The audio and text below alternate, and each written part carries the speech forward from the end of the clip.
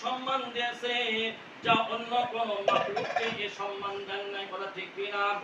আল্লাহ পাক রব্বুল আলামিন মানুষকে সুন্দর চেহারার অধিকারী বানাইছে, মানুষকে আল্লাহ তাআলা বিবেক দিয়েছে, মানুষকে আল্লাহ তাআলা বুদ্ধি দিয়েছে, মানুষকে আল্লাহ তাআলা চোখ দিয়েছে, সুন্দর হাত দিয়েছে। এই মানুষকে উত্তম করে আল্লাহ তাআলা তৈরি করেছেন।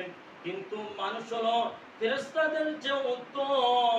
কিন্তু বাজান এই মানুষ এমন চরিত্রহীন অথবা এমন নোংরার কাজ করে, ওই ফেরেশতাদের চেয়ে উত্তম হওয়া তো দূরের কথা, আল্লাহ তাআলা তাদেরকে কোরআনে বলছে এরা জীবজন্তুর চেয়েও এরা নিকৃষ্ট। কান্না নাউজুবিল্লাহ।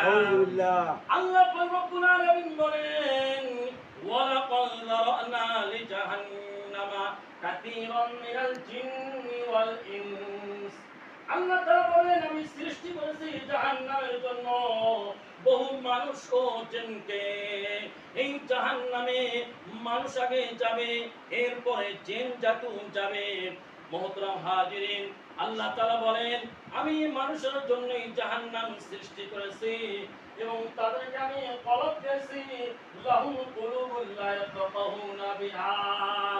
এই কলব দ্বারা তারা বিবেচনা করে না।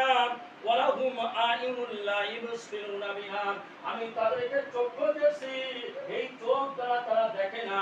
ওয়ালাহুম আযানুল লা ইয়াসমাউনা বিহা, আমি তাদেরকে কান দিয়েছি, এই কান দ্বারা শোনে না। উলাইকা কাল আনআম, এরা হলো চতুষ্পদ জন্তুর মতো। বালহুম আদাল, তার চেয়েও এরা নিকৃষ্ট। উলাইকা হুমুল গাফিলুন, এরা হলো কাফের হয়েছে, পথভ্রষ্ট হয়েছে।